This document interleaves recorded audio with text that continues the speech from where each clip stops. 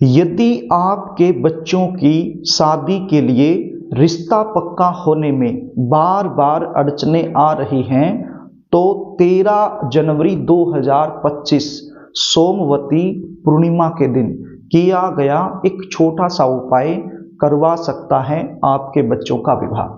जो उपाय आज मैं आपको बताने वाला हूं वो उपाय बिल्कुल सरल है लेकिन चमत्कारी है। ये उपाय यदि बच्चे खुद अपने लिए करना चाहें तो कर सकते हैं, और यदि खुद नहीं कर पाते हैं तो ऐसी सिचुएशन में माता पिता भी अपने बच्चों के शीघ्र विवाह के लिए ये उपाय कर सकते हैं। कई बार सिचुएशन क्या होती है, आपके बच्चों की उम्र शादी के लायक हो जाती है, रिश्ते आना भी शुरू हो जाते हैं, लेकिन फाइनल तक नहीं पहुंच पाता है, बीच में ही ब्रेक हो जाता है। बनती बनती बातें बिगड़ती रहती हैं, देखने वाले आएंगे देख कर चले जाएंगे, लेकिन किसी भी प्रकार का पॉजिटिव रिप्लाई सामने से आपको मिल नहीं पाएगा। कुछ ऐसे रिश्ते आएंगे जो आपके लेवल के नहीं हैं, आपको पसंद नहीं है, तो आप अपनी तरफ से मना करते रहोगे, और कोई ऐसा रिश्ता जो आपके लेवल का है, आपको पसंद है, वो रिश्ता सामने से पक्का नहीं हो पाएगा। जबकि आपके बच्चे दिखने में सुंदर हैं, अच्छी खासी जॉब कर रहे हैं, या फिर अपना खुद का व्यवसाय है, भगवान की कृपा से आपका बैकग्राउंड भी काफी अच्छा है, इतना कुछ होने के बावजूद भी विवाह में लगातार विलंब बना रहता है, बच्चों की उम्र शादी के लिए निकलती रहती है। ऐसा क्यों होता है? जन्म कुंडली का सप्तम भाव या फिर सप्तम भाव का स्वामी यदि पाप प्रभाव में आ जाए, अलगाववादी ग्रहों के प्रभाव में आ जाए, तो इस प्रकार की सिचुएशन बन जाती है। यदि इस प्रकार की सिचुएशन से आप लोग जूझ रहे हैं, परेशान हो गए हैं, तो चिंता करने की आवश्यकता नहीं है। इस वीडियो को पूरा देख लीजिए, उपाय बताने वाला हूं, उस उपाय को अच्छे से समझ लीजिए। ये उपाय करने से कोई न कोई ऐसा चमत्कार जरूर होगा जिसके चलते आपके बच्चों की शादी के लिए कोई न कोई मनचाहा रिश्ता जरूर आएगा। प्रिय दर्शकों, उपाय बताऊं इससे पहले आपसे निवेदन करना चाहूंगा, यदि आप चैनल पर नए हैं और अभी तक आपने इस चैनल को सब्सक्राइब नहीं किया है तो मुझसे लगातार जुड़े रहने के लिए अभी इस चैनल को सब्सक्राइब कर लीजिए। शादी कब होगी, शादी कहाँ होगी, किस नाम वाले लड़के से या लड़की से होगी, शादी होने के विशेष उपाय क्या होते हैं, और गुण मिलान कैसे किया जाता है, यानी कि शादी से रिलेटेड शास्त्र सम्मत सटीक जानकारियां लेकर हमेशा इस चैनल के माध्यम से मैं उपस्थित रहता हूं। यदि आपने चैनल को सब्सक्राइब कर लिया, बेल आइकन को प्रेस कर लिया, तो हमारी आने वाली जो भी नई वीडियो हैं वो आसानी से आपको मिलती रहेंगी। तो प्रिय दर्शकों, उपाय बता रहा हूं, इसको ध्यान से सुन लीजिए। सबसे पहले तो आपको ये बता देता हूं, ये उपाय करने के लिए आपके पास क्या सामग्री होनी चाहिए। आपके पास 5 धागे होने चाहिए। क्या होने चाहिए?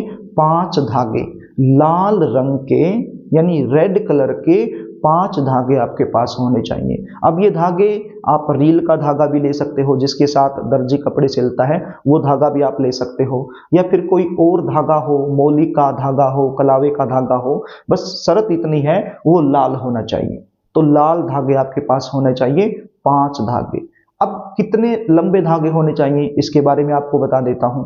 मान लीजिए आपका बेटा या बेटी, मतलब आप माता पिता हो, अपने बेटा या बेटी के लिए ये उपाय कर रहे हो, तो आपका बेटा या बेटी जिसके लिए भी आप ये उपाय कर रहे हो उसकी हाइट के बराबर के धागे होने चाहिए। यदि बच्चे घर में नहीं हैं तो फिर आपको पता तो है कि आपके बच्चे की हाइट क्या है, कद क्या है। यदि नहीं भी पता है तो कॉल करके आप पूछ सकते हो। मतलब जितनी हाइट है उस हाइट के बराबर के होने चाहिए। और यदि आप बच्चे खुद हैं तो अपनी हाइट से माप लीजिए, आपको पता ही है आपकी हाइट कितनी है। तो मतलब जिसके लिए भी ये उपाय किया जा रहा है, चाहे वो लड़का हो या लड़की हो, उसकी हाइट के बराबर के 5 धागे आपके पास होने चाहिए। और क्या चाहिए?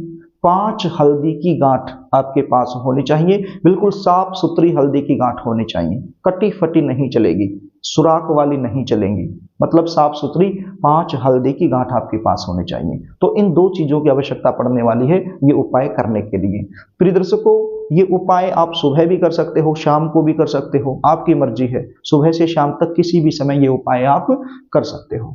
ये उपाय करने से पहले आपको नहाना होगा। नहा धोकर साफ सुथरे कपड़े आपने पहन लेने हैं, और आपके घर का जो पूजा मंदिर है वहां पर जाकर आपने बैठ जाना है और एक शुद्ध देसी घी का दीपक आपने लगा लेना है। और सबसे पहले गणपति जी महाराज से आपने प्रार्थना करनी है कि हे गणपति जी महाराज, आज मैं ये उपाय कर रहा हूं या कर रही हूं, आप मुझे इसमें सफलता दिलाना। इस प्रकार से गणपति जी महाराज से आपने प्रार्थना करनी है। उसके बाद आपने धागे को लेना है और इन धागों के अंदर आपने गांठें लगानी है। अब ऐसा नहीं है कि पूरे के पूरे धागे आपने इकट्ठे ले लिए और सभी में इकट्ठी गांठ लगा दी, नहीं, प्रत्येक धागे में अलग अलग गांठें लगानी है। आपने एक धागा उठाया, मैंने 5 धागे आपको बताए थे, 5 में से एक धागा उठाया और उस धागे में आपने गांठ लगाई। अब कितनी गांठें लगानी है इसको भी ध्यान से सुन लीजिए। जिस भी बच्चे के लिए ये उपाय किया जा रहा है, चाहे वो लड़का हो या लड़की हो, उसकी उम्र के बराबर इस धागे में आपने गांठें लगानी है। अब सपोज कीजिए आपका जो बच्चा है उसकी उम्र 25 साल की हो चुकी है और अभी 26वें साल में चला हुआ है, तो 26 गांठें लगानी है। मान लीजिए 28 का हो गया, 29वें साल में चला हुआ है तो 29 गांठें लगानी है। 20 का हो गया, 21वें में चला हुआ है तो 21 गांठें लगानी है। मतलब जितनी भी उम्र वर्तमान समय में चली हुई है उस उम्र के बराबर इन धागे में गांठ लगा लेनी है। अब ये गांठ एक ही जगह नहीं लगानी है, गैप देकर लगानी है। एक सिरे से शुरू कर दीजिए और दूसरे सिरे तक गांठ लगाते लगाते आगे बढ़ते रहिए। तो 5 के 5 धागों में इसी प्रकार से आपने गांठें लगानी है। आप समझ रहे हैं ना? मतलब ऐसा नहीं है कि मतलब पांचों को इकट्ठा लेकर उसमें गांठें लगानी है, अलग अलग धागे में आपने गांठें लगानी है उम्र के बराबर। तो 5 के 5 धागों में आपने गांठ लगा लेनी है। उसके बाद क्या करना है, आपने हल्दी की गांठ को उठाना है और धागे को हल्दी की गांठ पर लपेटना शुरू करना है। और साथ ही साथ क्या बोलना है, जिस बच्चे के लिए ये उपाय किया जा रहा है उस बच्चे का नाम बोलना है, उस बच्चे का गोत्र बोलना है और मनोकामना बोलनी है। जल्दी शादी होने के लिए आपने प्रार्थना करनी है। तो इस प्रकार से आपने इसको लपेट देना है। आगे क्या करना है, दूसरी हल्दी की गांठ उठानी है और दूसरा धागा उठाना है, उसको भी इसी प्रकार से बच्चे का नाम, बच्चे का गोत्र और मनोकामना बोलते हुए लपेट देना है। तो इस प्रकार से 5 हल्दी की गांठें हैं, पांचों हल्दी की गांठों पर 5 जो धागे मैंने बताए हैं गांठ लगाकर वो मनोकामना बोलते हुए, नाम और गोत्र बोलते हुए लपेट देना है बारी बारी से। अब ये 5 हल्दी की गांठ हो गई जिसके ऊपर धागे लिपटे हुए हैं। अब आगे क्या करना है, अब आगे जो करना है उसको ध्यान से सुन लीजिए। यहां पर मैं 2 ऑप्शन आपको बता रहा हूं, इसमें से आप कोई भी कर सकते हो। अब ये जो हल्दी की गांठ है ये 5 जगह पर आपने रखनी है। अब कौन सी जगह पर, मंदिर आपके आसपास हो सकता है, आपकी कॉलोनी में हो सकता है, आपके शहर में हो सकता है, आपके गांव में हो सकता है। तो 5 मंदिरों में आपको जाना होगा और मंदिर का जो मेन गेट है, जो मुख्य द्वार है, उस गेट पर आपने हल्दी की गांठ को अपनी मनोकामना बोलते हुए रखना है। अब जरूरी नहीं है जो मुख्य गेट है उसके बीच में ही आपने रखना है, आप थोड़ा सा साइड में भी रख सकते हो, साइड में रख दीजिए। 5 मंदिरों में जाना है और 5 मंदिरों के जो मेन गेट हैं, जो मुख्य द्वार हैं, वहां पर आपने अपनी मनोकामना बोलते हुए 5 की 5 हल्दियों को अलग अलग गेट पर रख देना है। आप समझ रहे हैं? मतलब एक ही मंदिर के गेट पर नहीं रखना, 5 मंदिरों में जाना है और 5 के जो मुख्य द्वार हैं वहां पर एक एक हल्दी की गांठ को आपने रखते रहना है। यदि 5 मंदिर मिलना संभव नहीं है, आपके आसपास 5 मंदिर नहीं है, तो फिर क्या करेंगे, फिर आप किसी पार्क में चले जाइए और 5 पेड़ों के नीचे 5 हल्दी की गांठ को आप रख दीजिए अपनी मनोकामना बोलते हुए। बस शर्त इतनी सी है, जिस पेड़ के नीचे आप रखोगे वो पेड़ कांटेदार नहीं होना चाहिए, वो पेड़ कांटेदार नहीं होना चाहिए। तो उन पेड़ों के नीचे भी आप अपनी मनोकामना बोलते हुए 5 पेड़ों के नीचे 5 हल्दी की गांठ अलग अलग आप रख सकते हो। बस इतना सा उपाय आपने करना है। पौष पूर्णिमा, सोमवती पूर्णिमा, 13 जनवरी 2025 अपने आप में एक दुर्लभ योग बन रहा है। प्रिय दर्शकों, ये उपाय यदि आप करोगे ना तो कोई ना कोई ऐसा चमत्कार जरूर होगा, आपके बच्चों की शादी के लिए मनचाहा रिश्ता जरूर आएगा।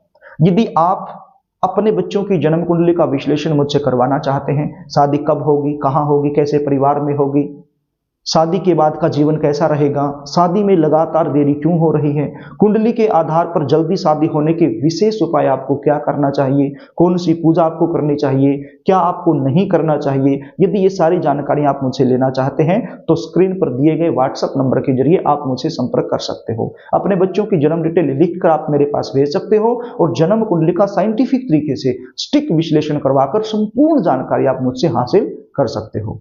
जन्म कुंडली देखने की हमारी फीस होती है, वो फीस आपको पे करनी होती है, उसके बाद संपूर्ण जानकारी आपको दे दी जाती है।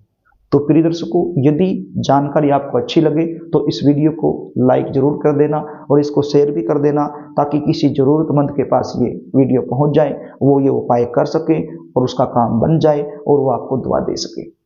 एक बार फिर आपसे निवेदन कर रहा हूं, यदि चैनल को सब्सक्राइब आपने नहीं किया है अभी तक तो चैनल को सब्सक्राइब जरूर कर लेना, ताकि आप लगातार मुझसे जुड़ जाए। तो प्रिय दर्शकों, आज के लिए बस इतना ही, आगे फिर मिलेंगे, तब तक के लिए नमस्कार।